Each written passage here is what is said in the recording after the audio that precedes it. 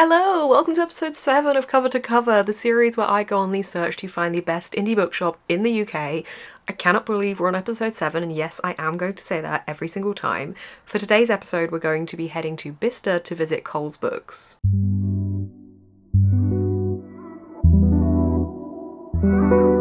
Coles Books is a traditional brick and mortar bookshop that has been selling in Bicester for over 30 years now. They supply books to customers in the UK and overseas and sell books online as well as in store, including many signed editions.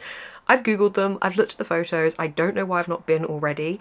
It literally looks so stunning and so cozy and so welcoming, so I am incredibly excited about episode 7. I mean, I'm excited about all the episodes, but still, I'm very excited right now. You probably know by now that Cover to Cover has a sponsor, which I'm still like, what? Because the sponsor's so cool. It is National Book Tokens.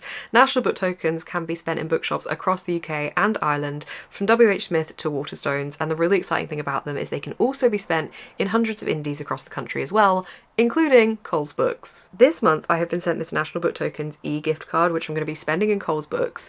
It's very easily accessible using the wallet app on my phone, which is just really highly enabling my book buying addiction, but it's okay. It's okay. That's what this series is all about, celebrating indies and buying a load of books. I don't really know what exactly I want to buy from Coles Books, but I'm gonna, as usual, be swayed by the bookseller recommendations.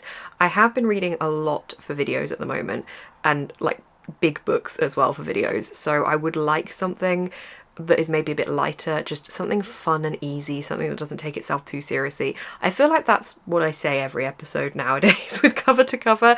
I just want something that is just going to be a good time, really. Just a good time. I do always rate the bookshops I visit. This is just for fun. This whole series is about celebrating a love of independent bookshops, but the rating just adds in a little bit of fun. There is a total of 25 points available. 20 points are split between the bookseller recommendations, the shop layout, book selection, and the atmosphere, with a further 5 bonus points available depending on what I rate the book that I buy in the bookshop. I love that I get to visit a different independent bookshop every month for this series. It makes me so happy. I absolutely love being able to do this, so thank you so much. If you support this channel, my content, this video series, it means a lot to me. Right, I will see you in Coles Books.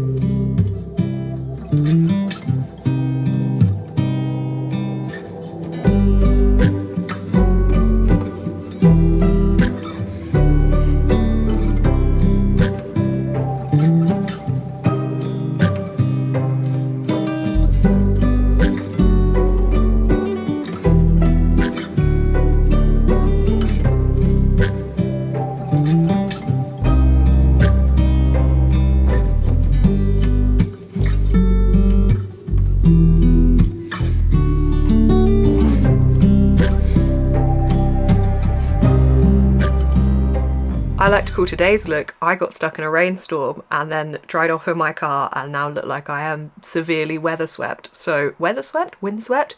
Weather worn. I got stuck in the rain. It's very wet. Where's my summer? Please give me summer.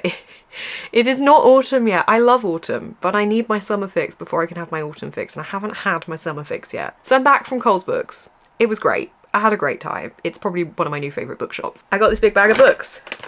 We're going to ignore the fact that the rain ripped the bag open, but I got this bag of books. The books are all fine, don't worry. I'm going to tell you about the books in a minute, but first off, let's go through the ratings for this bookshop. I mean, the fact that I'm saying I think this could be a new favourite bookshop and I've only been there once probably tells you where these ratings are going, but we'll go through them anyway because it's fun. Speaking of fun, these ratings are always just for fun, so please don't take them too seriously. But the shop layout was fantastic. It was a big open space. They've recently moved to this new shop venue in the last 2 years from a much smaller venue, so it's clearly working fantastically for them to have so much space and be able to have all these tables and lots of room for people to navigate around. A couple of people came in with pushchairs whilst I was there and they didn't have too much of an issue at all navigating around to the children's section, which had a really nice open area and like a playhouse thing as well. Everything felt like it just fit perfectly. There was an upstairs area that had signed editions only, and there was also an area where they were packing up all the orders to send off for the online orders, because this bookshop does a lot of stuff online as well as it does like in-person book selling, which I think is really nice. So you can check them out and order from them online if you would like to support them. The top floor was like this horseshoe shape and it was called the gallery, and it had all of these art books out, all of the signed books, all of these special tables. There was a table for their newsletter where they talk about specific books each month, and those books were on this table. So that was all upstairs, and then downstairs was like the main section, and it felt like the layout just made perfect sense and it worked really well. So I gave the layout a 5 out of 5. Makes sense to go on to atmosphere next because I'm kind of talking about that with the layout anyway. The atmosphere was superb. It felt so cozy. The lighting was so warm. Everything had a beautiful glow to it. The furniture, everything contributed to the kind of woody, naturey, earthy vibe that just felt so cozy and perfect. When I close my eyes and imagine a bookshop, it's this kind of bookshop that I imagine. It was honestly just such a beautiful experience to be in there, and it just felt so calming and so lovely.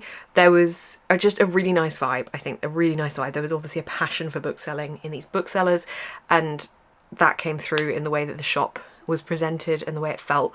So I gave it a 5 out of 5 for atmosphere. I feel like I could have stayed in there a lot longer had my parking not have been running out, so again, top tier. Book selection was as well fantastic. There were loads of books here. I love it when bookshops have a mix of popular books and also books you've never heard of before, and this had plenty of those.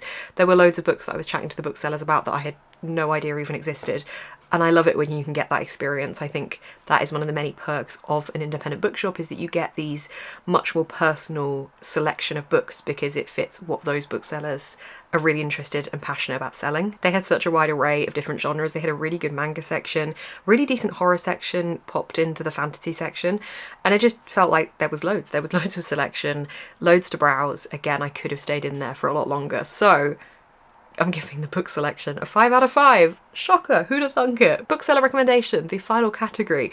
So I asked the booksellers for recommendation. Basically, I said that I'm filming a lot of content at the moment where I'm having to read specific books for that content, and they're not always the light, fast-paced books that I maybe am more fancying at the moment.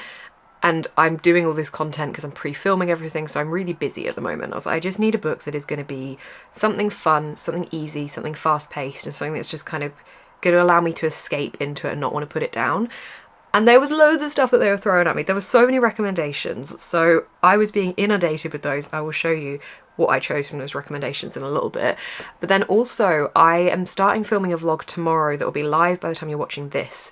So that vlog is a Women in Translation vlog where I'm reading 4 books in 4 days, or I'm hoping to read 4 books in 4 days.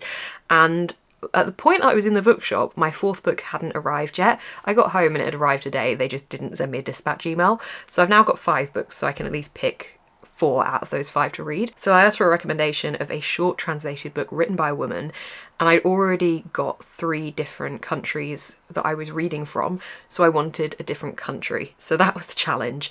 And these booksellers, they rose to that challenge. They were throwing so many books at me and we were all invested, and then I finally picked one and we were all very excited. So I'm going to, again, go through what that is as well. But the bookseller recommendations, it's a 5 out of 5. This bookshop sits at 20 out of 20 so far. It's a top score because it was just fantastic.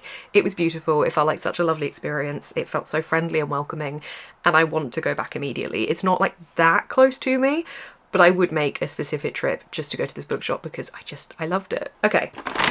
On to the books that I bought. Okay, 3 of the books that I bought were recommendations from the booksellers, and one of them was just one that I have been wanting to pick up for a while, so I'm going to start with that one. I picked up Uzumaki by Junji Ito. This is a graphic novel and it's a horror. It's pretty chunky. This is a hardback. I feel like this could do some damage and hopefully might scare me a little bit. All I know about this is the horror element is to do with spirals. The tagline of the cover is spiral into horror, and I'm kind of okay with that remaining.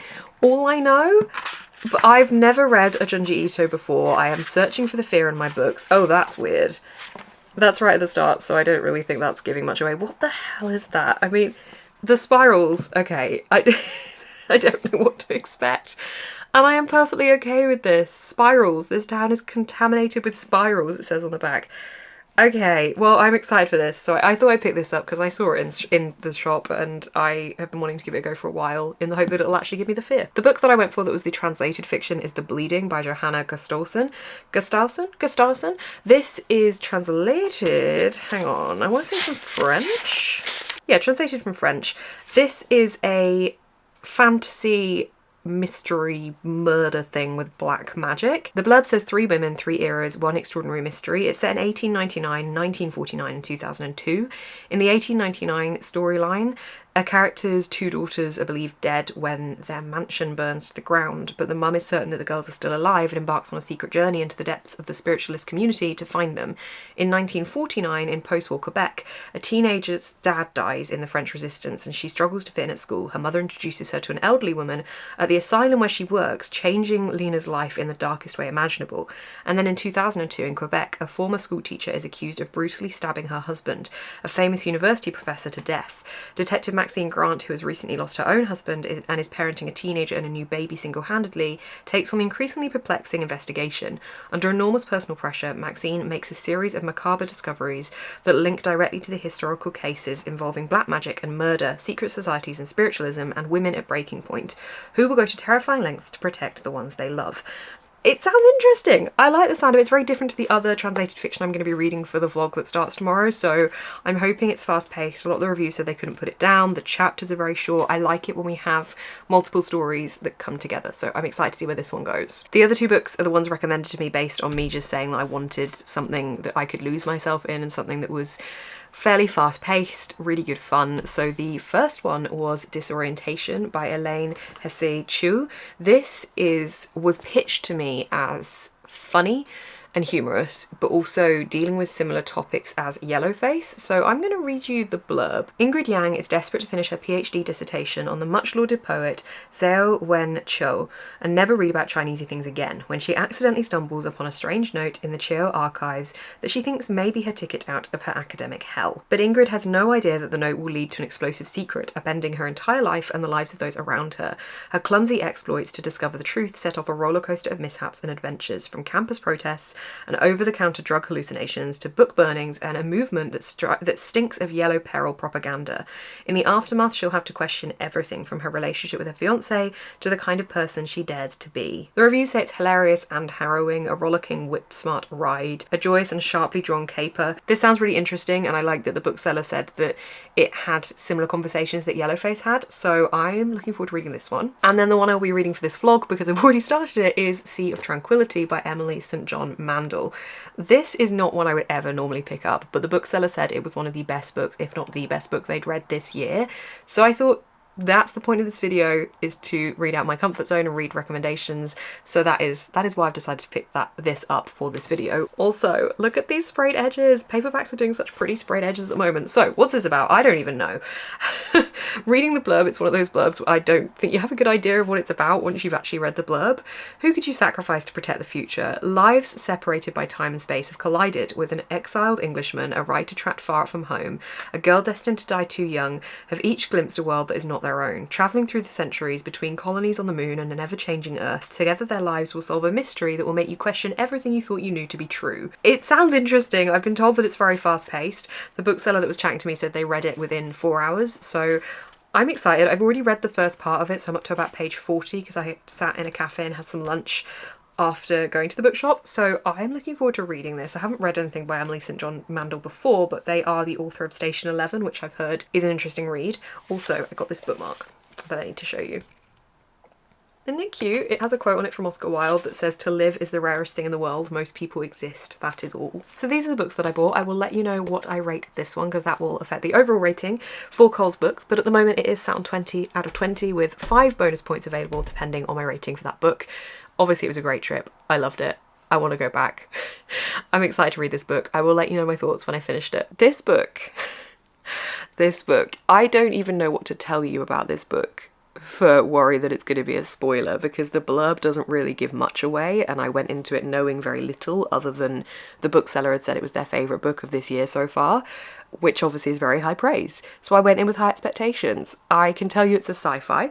It's set in multiple time periods and it's about how that all links together, which I'm realising more and more is a trope I really enjoy when we have all these different stories going on that do link together. Not a big short story fan, but I like it when they knit together. This isn't short stories, it's just like one big story and you dot between the time periods, but I think it's really clever when things knit together, and the way that this did that was incredibly clever. It was exquisitely written. The fact that it conveyed such epic proportions of a plot over such short amount of pages and words is really impressive. It completely kept me hooked the whole way through. The chapters were incredibly short, which meant it was very compelling to just keep going. It was very easy to keep reading. And just generally, I think it hooked my attention immediately with really beautiful writing, really interesting characters that I wanted to know more about. It was very cleverly like feeding you little bits of information and then giving you a little bit more and giving you a little bit more and keeping you curious. And it just kept me guessing, kept surprising me. It was great. It actually was really, really surprising, which I just love when a book can do that. And it was completely out of my reading comfort zone, which is the point of this series as well, partially. The point of the series is to obviously explore beautiful independent bookshops, but I love the fact that the books I'm getting recommended is something that means something to that bookseller. And I love the fact that this bookseller gave me their favourite book of the year so far, which maybe is something I should do going forward. Maybe I should ask what each bookseller's favourite book of the year is and then see if that's one that I might want to read for this video. That could be fun, because this has been a great success and I love that it took me out of my reading comfort zone. I always say I don't like reading sci-fi, but I think it's space-based sci-fi that I don't like reading. This does have an element of colonies on the moon to it, so we do have a space element, but not in the way that I mean when I say I don't like reading space-based sci-fi. The kind of space-based sci-fi I don't love reading about is like Star Trek or Star Wars type of thing with alien elements to it, which is funny because I love watching Star Trek, so I don't really know why that doesn't cross over into my reading, but I just don't enjoy reading it, I just like watching it, so I don't know how that's happened, but I think maybe I should open myself up to reading a little bit more sci-fi because this was a great success. So yay, I loved it. And I gave it 5 out of 5 stars, so that means that Coles Books has come out with 25 out of 25 points, which is a full score. It was such a beautiful bookshop, clearly amazing recommendations. It felt so cozy and so wholesome and lovely. I would highly recommend it if you are able to go. It's beautiful, and I'm so glad that I went for episode 7, and I'm so glad that I picked this book. So Coles Books now sits in a top spot with Mr. B's, which I think is a worthy place for it. This video series is sponsored by National Book Tokens. Thank you so much, National Book Tokens. If you would like to find out anything more about them or pick yourself up a National Book Tokens gift card, everything you need is linked down below. Thank you so much for watching this video and for supporting this series. I love getting to film this series. It makes me so happy being able to explore all these fantastic independent bookshops, so thank you so much for your support on it. It means a lot. Thank you so much for watching. I will see you in the next one.